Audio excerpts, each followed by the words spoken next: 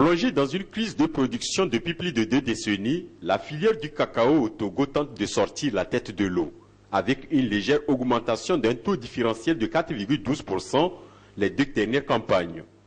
La campagne 2010-2011 a enregistré une production de près de 14 000 tonnes, alors que celle précédente a fait état de 13 000 tonnes. L'État a créé aujourd'hui une unité technique café-cacao pour la vulgarisation.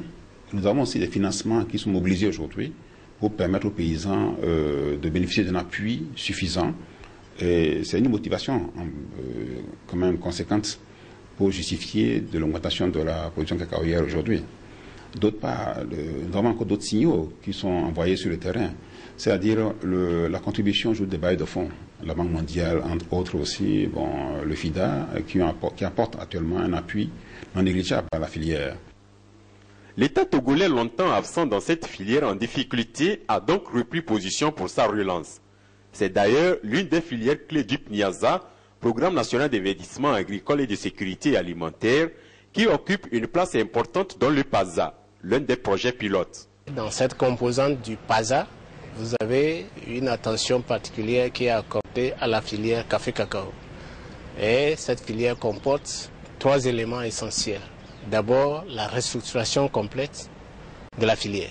Et il y a une nouvelle composante qui va s'occuper de la commercialisation, qui va s'occuper des intrants et qui va s'occuper de l'appui aux producteurs. Et enfin, il y a l'organisation du suivi-évaluation même qui est prise en compte et qui mettra en place une équipe dynamique pour appuyer la filière.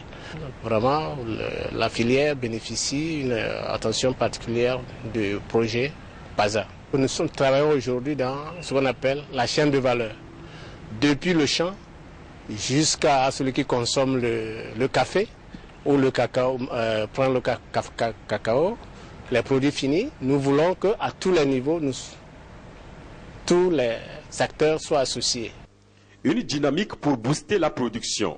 Résultat, c'est cette tendance à la hausse constatée depuis 3 campagnes successives, grâce aux appuis multiformes, notamment les études techniques menées par les services compétents, la mise en place d'un programme national pour accompagner et organiser les producteurs, le désenclavement par la réfection des pistes rurales et surtout l'approvisionnement en intrants de qualité. L'État compte aussi injecter 3 milliards de francs CFA et appuyer 40 000 planteurs afin de porter la production à 15 000 tonnes d'ici 3 ans.